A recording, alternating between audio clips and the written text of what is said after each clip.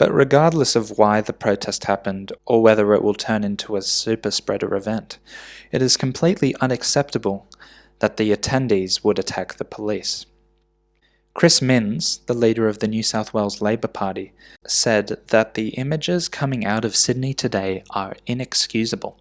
They're an affront to all those putting their own lives on the line to save others. All today's anti-lockdown protest does is risk prolonging the lockdown. And that last part further supports my argument that the method of protest was idiotic.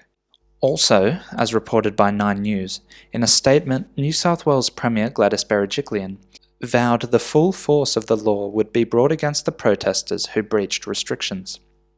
She said, "I am utterly disgusted by the illegal protesters in the city today, whose selfish actions have compromised the safety of all of us." So there the Premier herself conceding that the lockdowns may not be working as well as she hoped. She condemned the protests, saying, "The protesters have shown utter contempt for their fellow citizens who are currently doing it tough," before thanking the officers, saying, "I want to thank the brave police officers who put their own safety on the line to ensure the protest action ceased." Deputy Commissioner Mal Lanyon says people involved in Saturday's protest will be chased by the law to the full extent of the law. He said, "For those self-entitled people to think that they could have a protest today, think that they could assault police, think that they could do the types of things they have done today is completely unacceptable to us." He said that police had been overwhelmed by the community response to the protests, with a flood of social media footage showing the persons that are responsible for these offences. And that is from Sky News. Well, this is a good and strong response from the Deputy Commissioner, which affirms that violence will not be tolerated.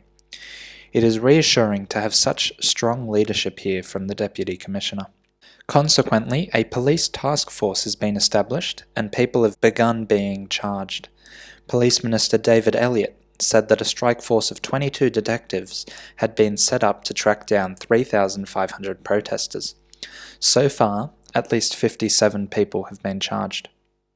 ABC expanded upon this, saying that 22 detectives will be involved in Strike Force Seasoned and will work until whenever it concludes to identify protesters.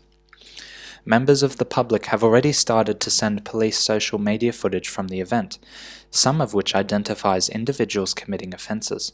Police will also forensically investigate CCTV feeds. And this is a stark difference to the response we saw across the world, particularly in the USA, to the violent BLM protests last year.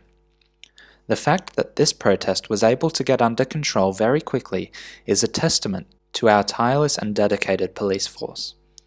In saying that, I am not detracting from the efforts of the police forces around the world. The big difference here is that our politicians stay out of the way of the police and allow them to do their jobs.